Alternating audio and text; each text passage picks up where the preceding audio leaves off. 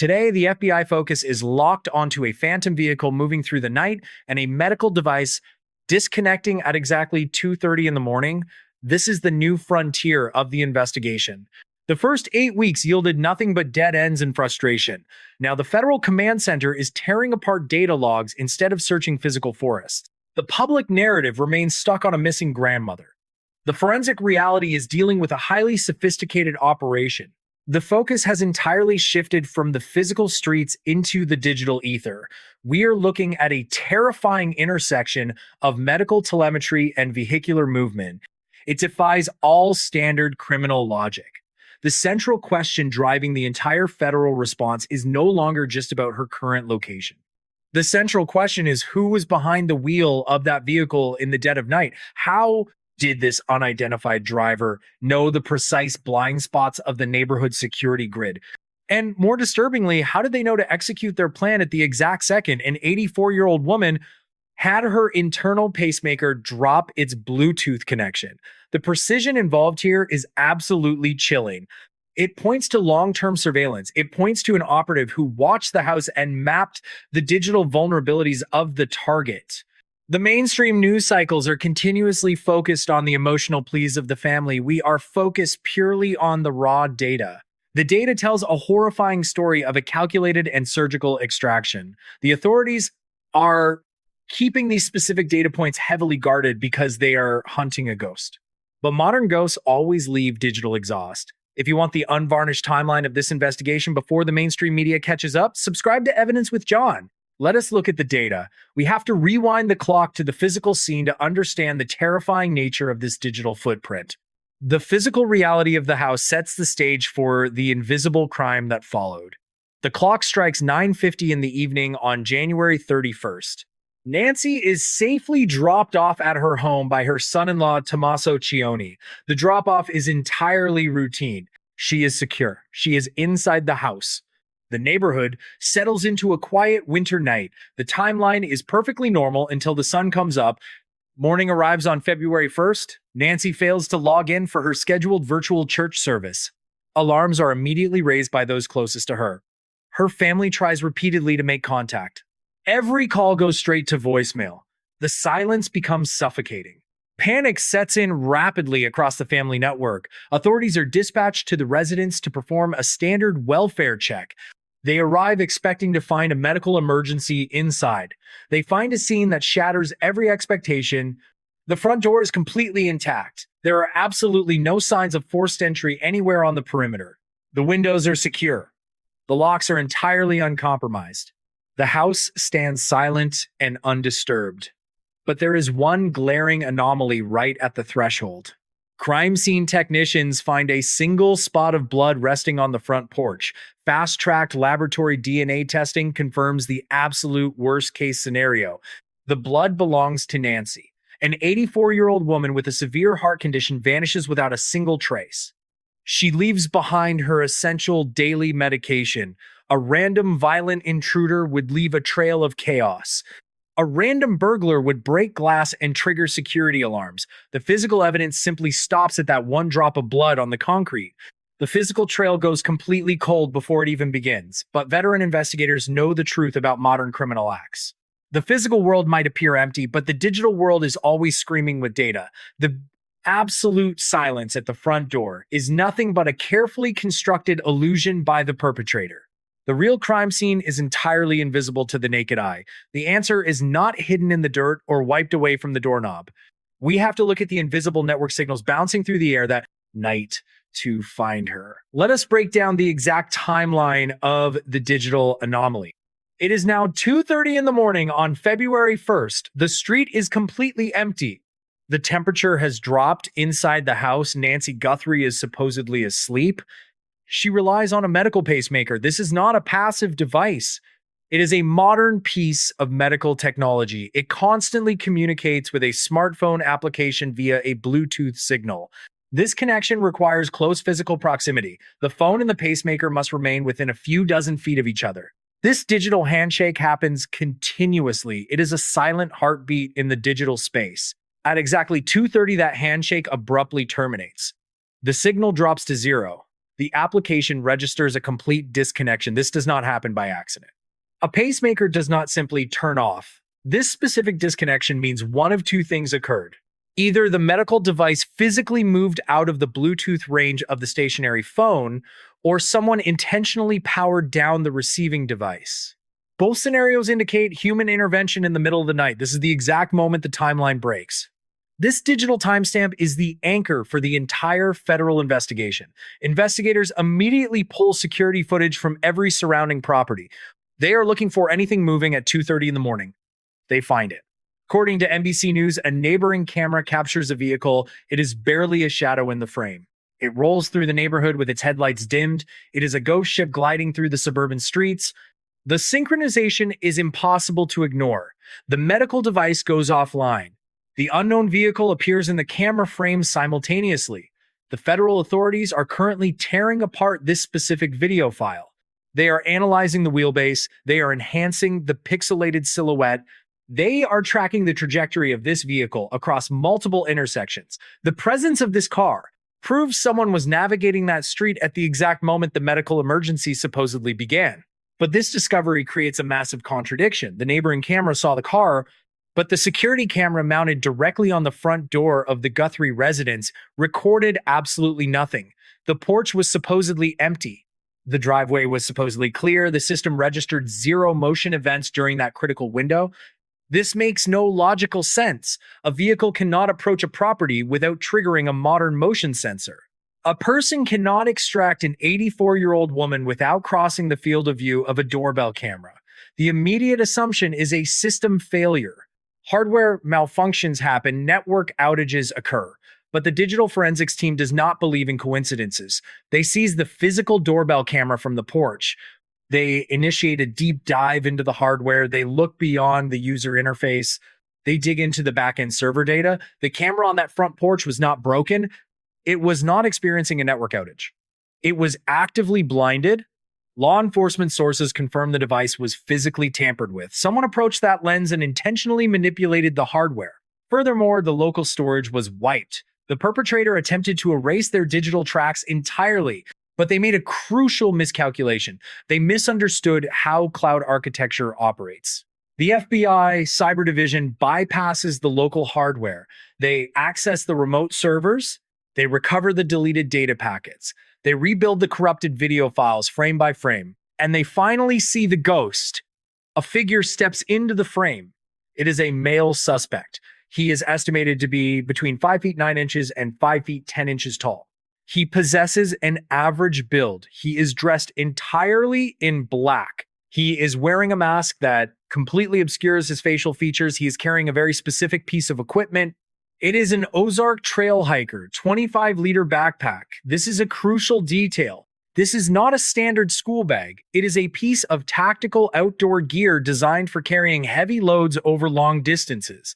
What is a man doing on a suburban porch at 2:30 in the morning with a hiking pack? He does not reach for the door handle. He reaches directly for the camera. He knows exactly where the lens is positioned. He knows the exact angle of the field of view. He executes a move that chills seasoned investigators. He uses a single leaf. He places it perfectly over the lens. The screen goes black. This requires intimate knowledge of the security system. It requires planning. It requires a level of composure that random criminals simply do not possess. He blinded the house before he made his move. This recovered footage changes the entire scope of the hunt. If you are tracking this suspect profile and want the latest forensic breakdowns, hit the subscribe button right now, because Evidence with John is following every single data point. The authorities now have a physical description. They have a timeline. They have the backpack. They have the vehicle. They know he blinded the camera. They know he breached the perimeter. They know he intercepted Nancy. The immediate question is, what was inside that large backpack? Was it tools for a break-in? Was it restraints? Was it something designed to neutralize the electronics of the house? The answer lies in what the investigators found missing from the residence the next morning. They cataloged every valuable item. They checked the safes. They checked the electronics. They checked the personal belongings. The suspect brought a 25-liter bag into that house. But when the police secured the scene, they realized he took absolutely nothing of financial value. Step across the threshold of the Guthrie residence and the physical data immediately conflicts with the violent reality outside. Law enforcement teams meticulously document every square inch of the property. The interior environment is deeply unsettling to veteran detectives. It is completely immaculate. The kitchen counters are perfectly wiped clean. The living room furniture remains perfectly aligned in its usual position. There is absolutely no shattered glass on the floor. There are no scuff marks on the hardwood from fleeing footsteps. The visual data strictly contradicts the theory of a frantic home invasion. A violent struggle always generates massive physical chaos. A human being fighting for survival breaks nearby objects. The environment should reflect extreme panic and resistance. Instead, the house is perfectly silent and looks like a staged showroom. This pristine condition directly conflicts with the forensic reality on the concrete outside. Crime scene technicians isolated a single drop of blood on the front porch. Blood definitively indicates a sudden physical trauma. The proximity of these two conflicting realities is jarring. How does a violent attack occur inches away from a pristine living space? The forensic analysis suggests two distinct tactical scenarios. The first scenario is a rapid threshold ambush. The perpetrator waited patiently in the shadows. He neutralized the target the absolute second the door opened. She never had the opportunity to retreat inside the safety of the house. The second scenario is far more disturbing to consider. The interior was actually the primary crime scene. A violent struggle occurred inside those walls. But the perpetrator possesses advanced forensic knowledge. They spent hours meticulously sanitizing the environment before leaving. They systematically erased their physical presence from the grid. They wiped down the surfaces with specialized chemical agents. Both scenarios require extreme calculation and cold execution. They eliminate the possibility of a frantic robbery gone terribly wrong. Another critical detail emerges from the master bedroom sweep. The daily medical prescriptions are completely untouched. Nancy requires highly specific medication for a severe cardiac condition. A person leaving on their own accord always takes their vital pills. An 84-year-old woman knows the fatal stakes of her health. Leaving the medication behind confirms a sudden and involuntary extraction. The void of physical evidence becomes the primary focus of the profiling team. The lack of latent fingerprints is a massive clue. It means the suspect wore tactical gloves. The lack of footprints means they wore protective shoe covers or cleaned the perimeter. The investigators are staring at a sterile box. They desperately need a specific motive to anchor the timeline. Financial gain is the standard assumption in abductions. But the high-value items remain inside the house. The motive remains completely obscured from view. Then, a highly unusual communication surfaces in the media landscape. According to entertainment news outlets, a digital message arrives at TMZ. It is an anonymous ransom demand. The sender is demanding exactly 1 Bitcoin for her safe return.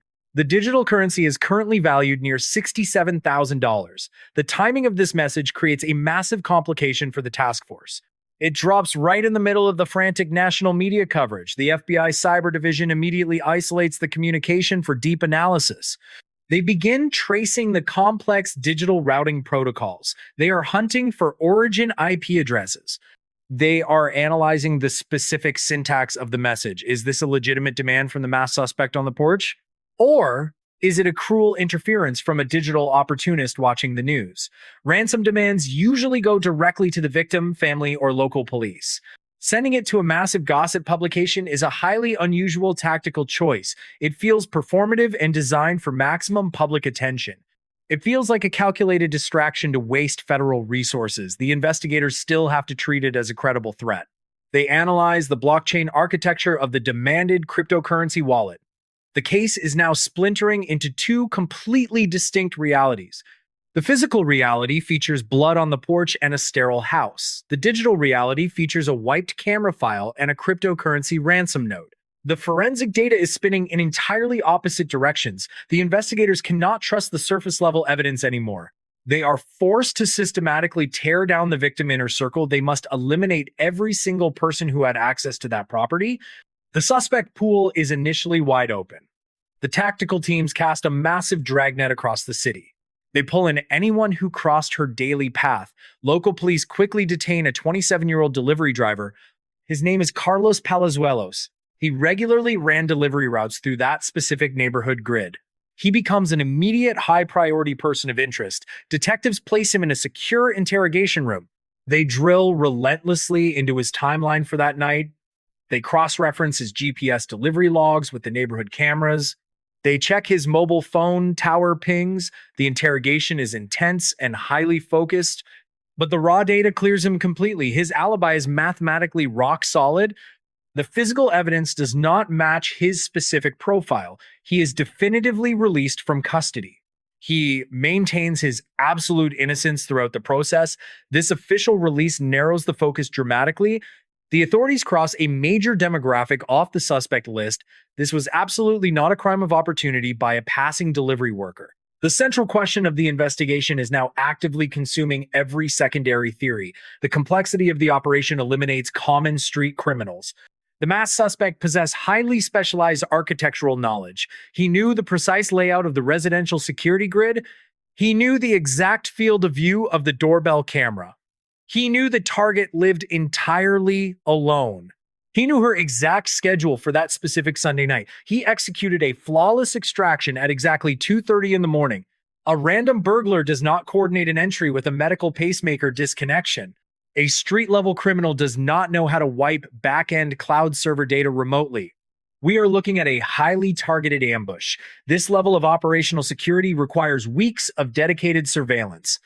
If you want to understand the psychology behind this level of criminal planning, subscribe to Evidence with John. Right now, we analyze the tactical realities the mainstream media constantly ignores. The investigation is officially hitting a critical bottleneck. The physical clues lead absolutely nowhere. The digital clues are heavily encrypted and routed through proxy servers. The suspect pool of passing strangers is completely empty.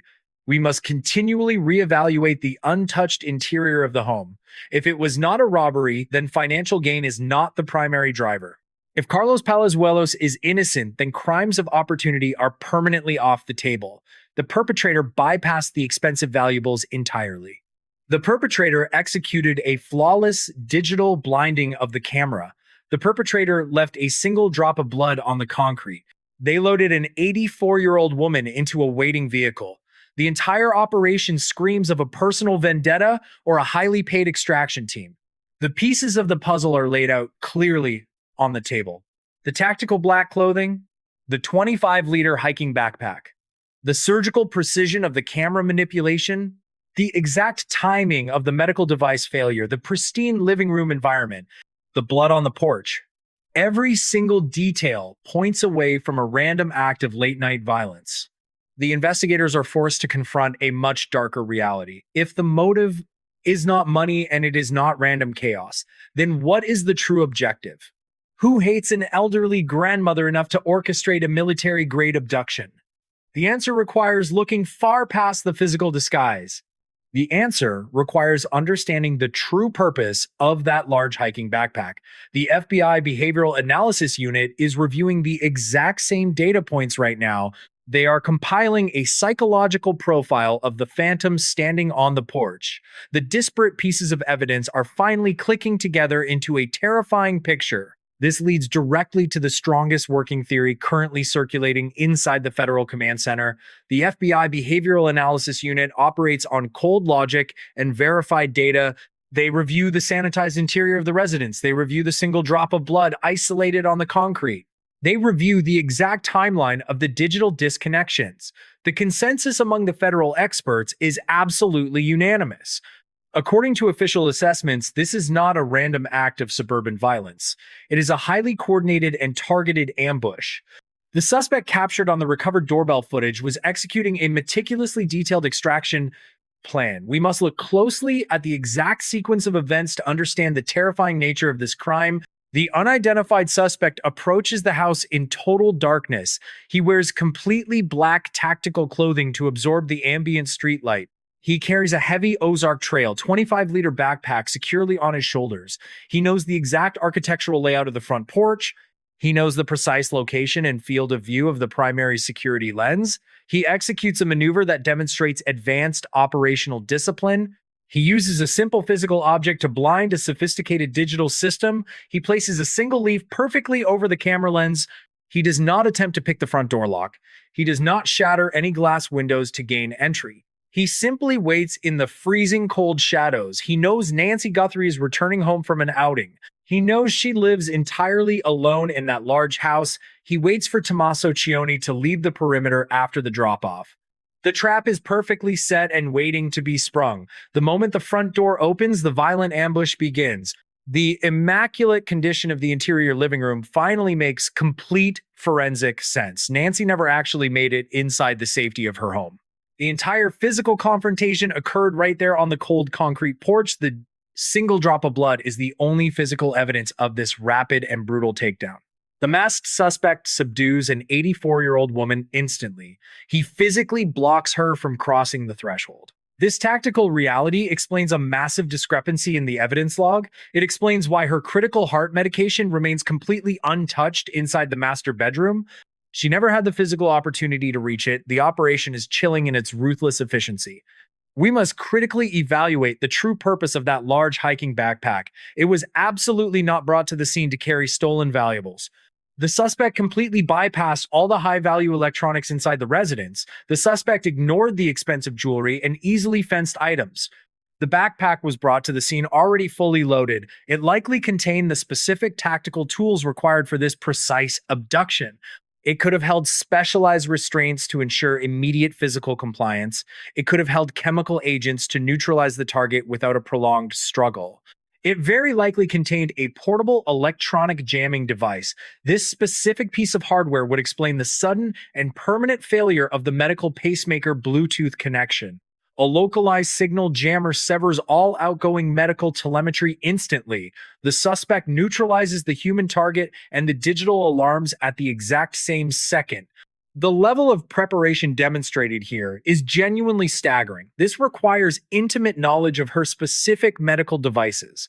It requires a deep understanding of digital network vulnerabilities and local cloud storage protocols. It requires a level of tactical discipline rarely seen in standard civilian crimes. The suspect silently loads Nancy into the waiting vehicle. The vehicle immediately disappears into the night without triggering any local alarms. This is a military-grade operation deployed against a grandmother in a quiet residential neighborhood. If you find this level of forensic breakdown essential for understanding the truth, hit subscribe on Evidence with John right now. We do not deal in internet rumors or baseless speculation. We analyze the raw data of the active crime scene. The authorities are hunting a phantom who executed a flawless digital and physical strike. The suspect completely controlled the timeline of the attack. The suspect completely controlled the physical environment of the porch. The suspect completely controlled the digital data flow of the security systems. The operation was nearly perfect in its execution. The suspect accounted for the primary doorbell camera with a physical obstruction. They accounted for the medical Bluetooth range with precise timing. They accounted for the physical evidence by keeping the struggle outside. But even the most sophisticated criminals still operate in an unpredictable physical world. They made exactly one critical miscalculation during their silent escape. The suspect failed to map the secondary security perimeter of the surrounding neighborhood. They completely missed the neighboring security camera positioned quietly down the street. That single hidden lens captured the shadowy silhouette of the escape vehicle rolling through the darkness at exactly 2:30 in the morning. That single pixelated image is the only structural flaw in their entire operational design. It is the one digital thread the federal agents are desperately pulling. There is a specific and frustrating reason the Federal Bureau has not made an arrest yet. The public demands immediate answers and swift justice for the family. The reality of a modern digital manhunt is agonizingly slow and incredibly tedious. The investigation currently stands at a massive bottleneck of raw data processing. The physical trail ended entirely at that single drop of blood on the front porch.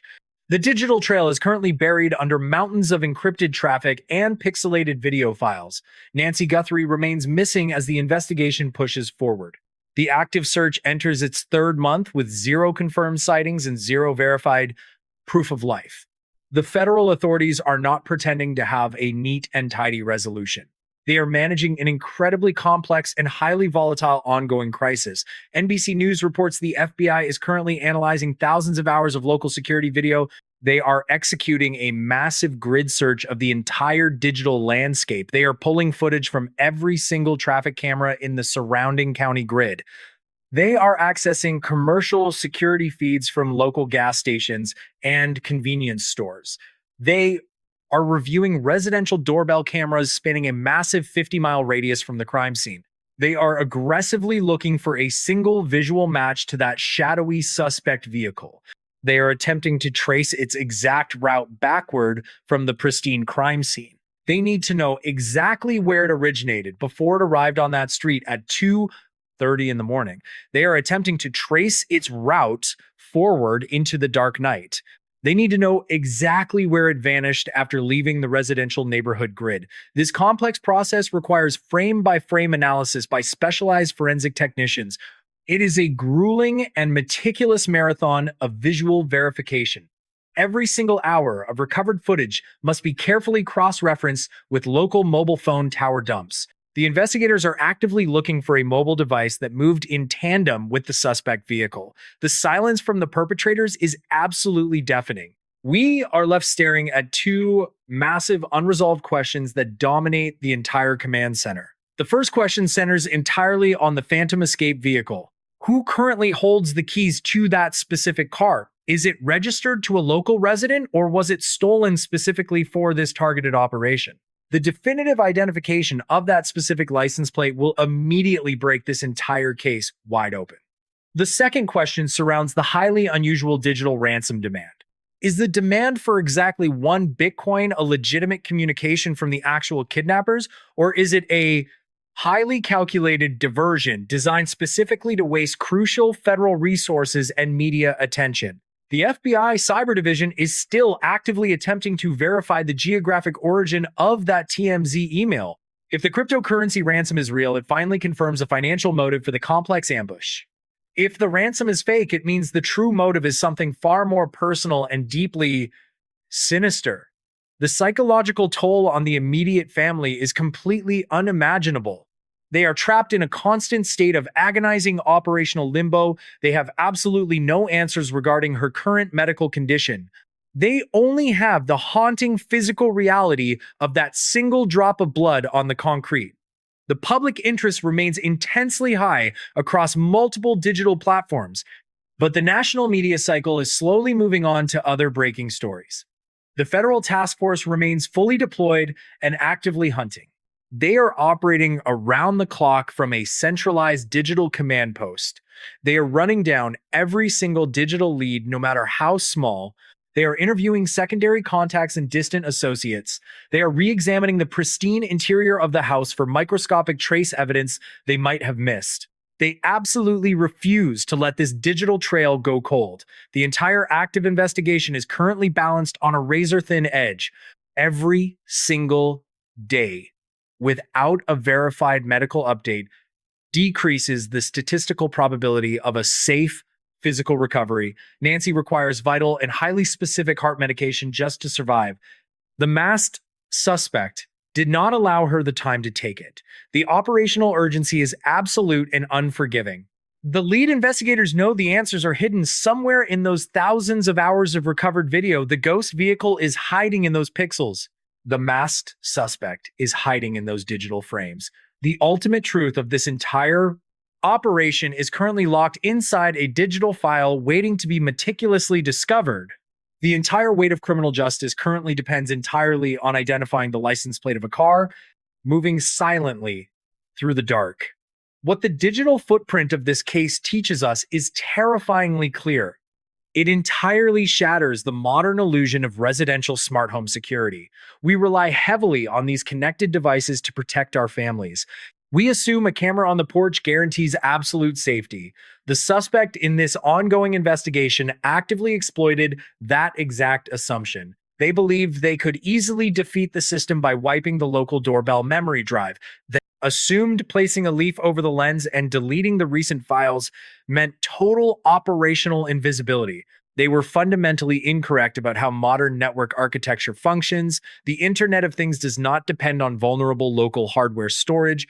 These smart home systems continuously mirror their data to heavily encrypted remote back-end servers. Physical tampering at The front door cannot erase the continuous digital handshake happening thousands of miles away in a corporate server farm. The Federal Cyber Division heavily relies on this exact architectural vulnerability to catch sophisticated predators. Furthermore, the medical telemetry of a cardiac patient acts as an involuntary digital witness. The sudden Bluetooth disconnection from a life-saving pacemaker logs an exact atomic timestamp. No amount of physical bleach or crime scene sanitization can ever wash that specific data point away.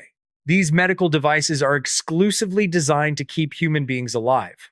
But in the aftermath of a violent ambush, they inadvertently become the most reliable and objective informants in a criminal investigation. They establish an unbreakable timeline that human witnesses simply cannot provide. Sophisticated criminals study physical neighborhood blind spots to evade visual detection. They completely fail to comprehend the invisible web of continuous remote server pings. They do not understand how network redundancy ultimately traps them in a digital cage. A silent security camera still leaves a measurable forensic echo on the network. A violently disconnected pacemaker still leaves a permanent digital scar in the application log. This is the harsh new reality of behavioral psychology and modern criminal apprehension. You can wear the thickest tactical black clothing available. You can obscure your physical face entirely from the immediate environment, but you cannot simply hide your actions from the cloud. The digital world does not possess the capacity to lie or forget. It provides an impartial and deeply unforgiving record of every single physical movement. And that is exactly why that phantom vehicle cannot remain hidden in the dark forever. We are forced to look back at the exact same chilling imagery that started this entire nightmare. The investigation always circles back to that masked figure standing silently on a freezing concrete porch. We are still deeply haunted by that heavy 25-liter tactical backpack filled with unknown specialized tools. We are still desperately hunting for the ghost car gliding past a neighboring camera at exactly 2:30 in the morning. The physical location of Nancy Guthrie remains a completely agonizing mystery for her terrified family. But the digital hunt conducted by federal authorities is visibly accelerating with every single passing hour. They are processing the data. They are isolating the network anomalies. We are tracking the vehicle. We are tracking the timeline. Subscribe because we will cover every single development of the Nancy Guthrie case. The federal net is slowly but methodically closing around that invisible digital exhaust. The authorities are waiting for the suspects to make one more microscopic technological mistake. Will that cryptocurrency ransom demand finally reveal the true financial motive behind this targeted strike? Or will it simply provide another frustrating digital dead end for the cyber division?